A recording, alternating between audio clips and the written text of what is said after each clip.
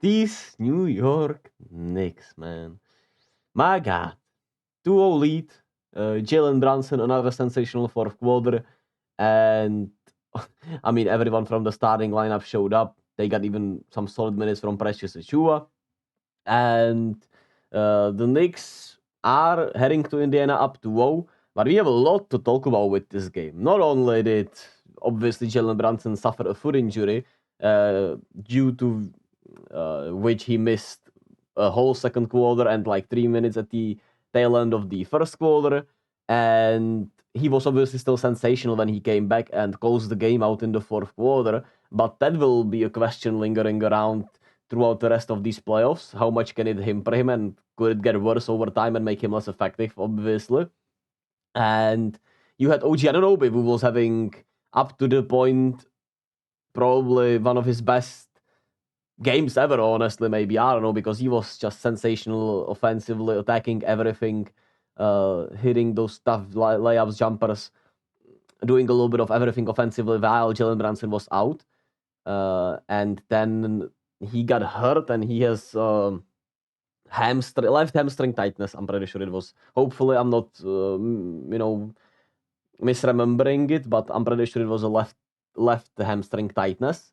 And that's rough because OG Anunoby has been sensational, and like the record says, right, 26-5 with him when he's playing are the Knicks. But he obviously had that surgery, and now he has, had to be out of for the whatever it was, like quarter and a half to end this game. And who knows, nothing new about his status as of right now, while I'm recording it for game 3, or unless I missed it, which is certainly possible because I've been using Twitter and just social media a little less lately. So that is a chance I missed it. But from what I've seen and what I looked for, I didn't see it. And that's tough, right? And are those injuries piling up because of how many minutes do these players have to play for Thibodeau? With OG Anunoby, you know he's had a really rough history with injuries. He's never been a durable player. Not sure if never, but he's not been a durable player lately. And he's already had a major injury, quote unquote major injury, uh, with the Knicks. So that's obviously real rough if that's gonna happen. And you had Dante DiVincenzo, of course, stepping up also. He was sensational. Isaiah Hartenstein doing a little bit of everything, and his passing was so crisp today. And Josh Hart is just a menace. There's nothing else to say there.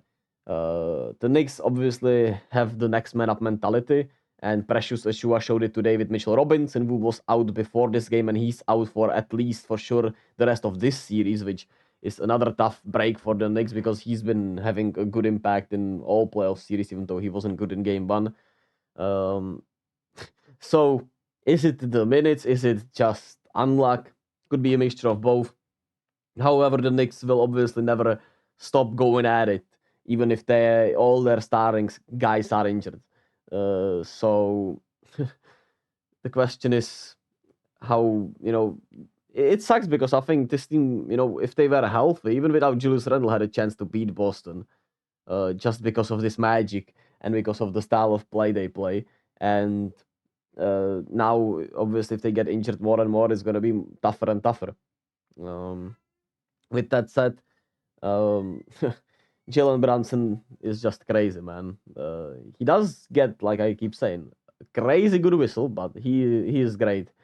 And this game was played at such a fast pace early on, where obviously that fit the Pacers way more.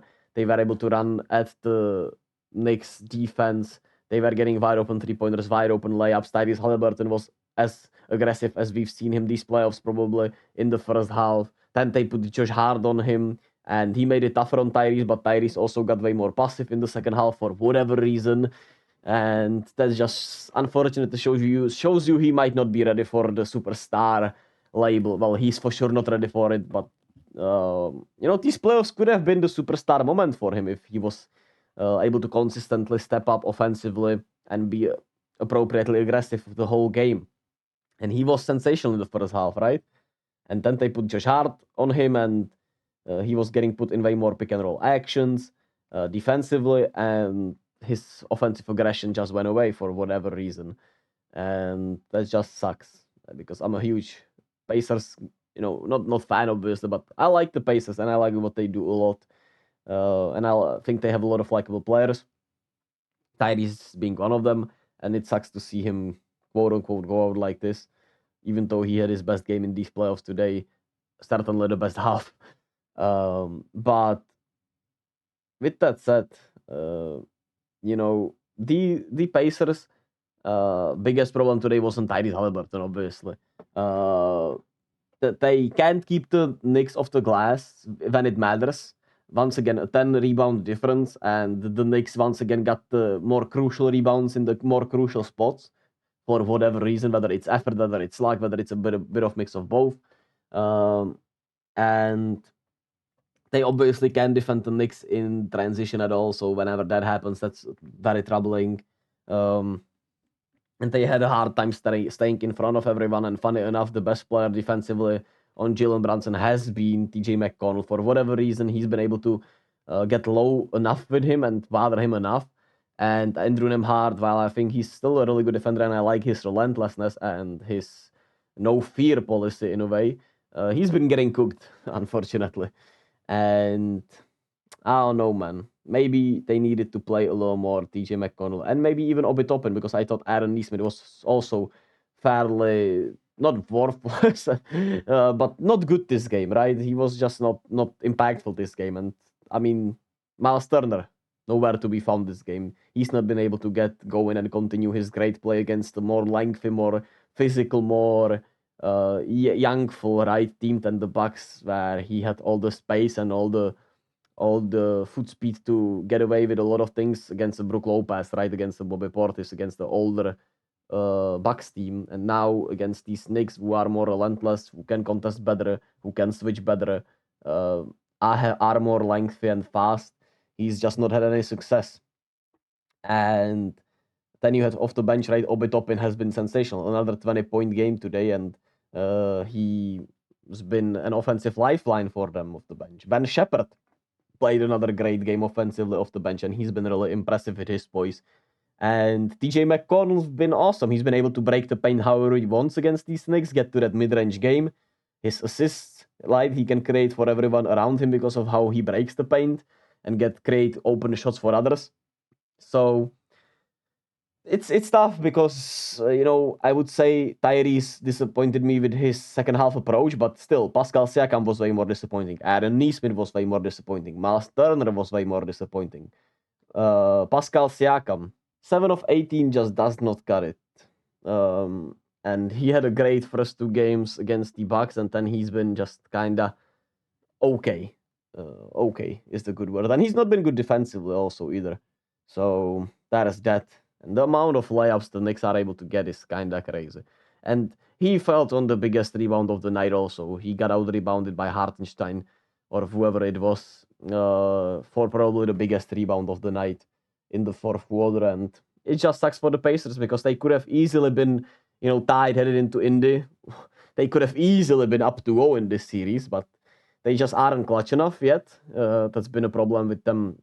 They've been inconsistent in the clutch, and they had, Tyrese has been questionable in the clutch in the regular season with some of his decision making and shot taking. And the starters have not played up to par for whatever reason. And that's just the inconsistency of a young team, unfortunately, that has no prior experience, I suppose. And I think they can win both games in Indiana. I hope so. I think they could. But obviously, the question is, will they? I guess we'll have to wait and see what happens there. And yeah, I'll be here to cover it as always. Tomorrow, game 2's OKC Dallas, Boston, Cleveland. It will be on the channel as soon as I finish the games. And as always, be kind to yourself and to others. Love yourselves as much as possible. Stand on your morals, and hey man, keep finding what you love. That's what life is all about. Thank you all.